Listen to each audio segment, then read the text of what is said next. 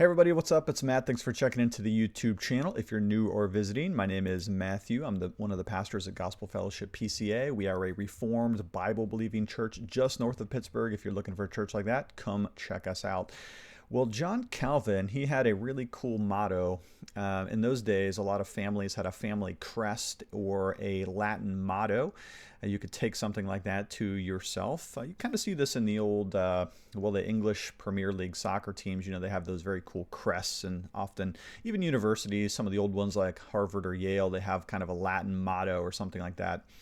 Well, Calvin had his own motto, and I think it's awesome. It was Prompte et sincere, promptly and sincerely. And in his seal, he had a picture of a hand holding out a heart. And the idea was that his whole life, he was going to surrender his heart promptly and sincerely to the Lord. That's one of the cool kind of Reformation Latin mottos. There's several others. Now, when I say the Reformation mottos, you may think something like, for instance, the five solas, the five watchwords of the Reformation: sola gratia, sola fide, sola scriptura, solus Christus, soli Deo gloria, those two. But there's a couple others that people aren't aware of, and prompte et sincere is one of those cool ones, so you might want to think into that a little bit. Promptly and sincerely, I offer my heart to you, O God. Here's another one, ad fontes, which literally means back to the sources. Now, in the Reformation, it was sort of a renaissance of research and learning again.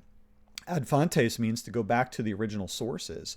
One of the desires of the reformers was to skip over a lot of that kind of accumulated medieval institutional church tradition that had built up. A lot of the false teachings, the Mariology, the iconography, transubstantiation, papal infallibility, all of those doctrines which have no biblical moorings whatsoever. Indulgences, of course, one of the highest blasphemies. The reformers wanted to go ad fontes, jump over the medieval Dark Ages nonsense and back to the original sources of the Greek and the Hebrew Holy Scriptures. Now, the reformers obviously had a great respect for the early Christians. Calvin quotes Augustine all the time, for instance, in the Institutes of the Christian Religion. But one of the main ideas of Reformed theology and life is ad fontes, back to the sources. Here, I'll give you another one. Martin Luther, Simul justus et peccator, a great Latin phrase coming out of the Reformation. It's the idea that we are simultaneously sinners and yet justified. That's the doctrine of justification by grace alone, through faith alone, in Christ alone, right? I am simultaneously, at the same time, I am a sinner, simul justus et peccator. I'm justified, though, not because I'm good or because I'm great or because I can abide the law or the Ten Commandments or fill the New Testament or obey the Sermon on the Mount. No, I'm justified because Christ has died for me. He's taken away my sin and he's imputed his righteousness to me. Here's one more. Two more maybe. Post tenebras lux. It's the idea that after darkness, light. After tenebras, darkness, lux, light. And that is one of the promises, that God will sustain his church throughout all of the ages. Now listen, history ebbs and flows. There are good times and bad times. There's dark ages and there's reformations. There's decline and there's revival. But the idea of post tenebras lux is that God will never extinguish his faithful church. Okay, so no matter how bad society is all around us, and it's getting pretty bad, trust me, just look at some of the news that is happening today in this world. Yet after the darkness comes the light. And we see that promise every morning, as no matter how dark it gets, in the middle of the night, the sun comes up once again.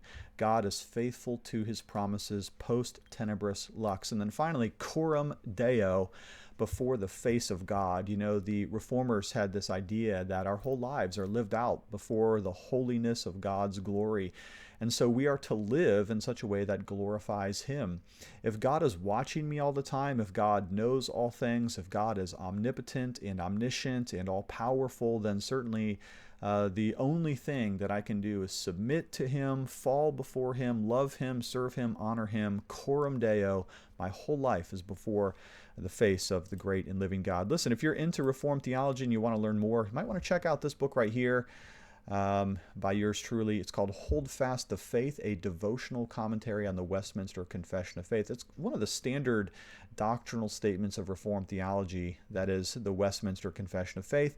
And in this book, I'll take you through it in a devotional manner. If you've never studied Reformed theology before, don't worry, I've got you covered. This book is an introduction It's not overly scholastic or academic, but you can grab it on Amazon. In fact, I'll have a link in the description of this video. Thanks for checking in. Do love you lots, and we'll talk to you later.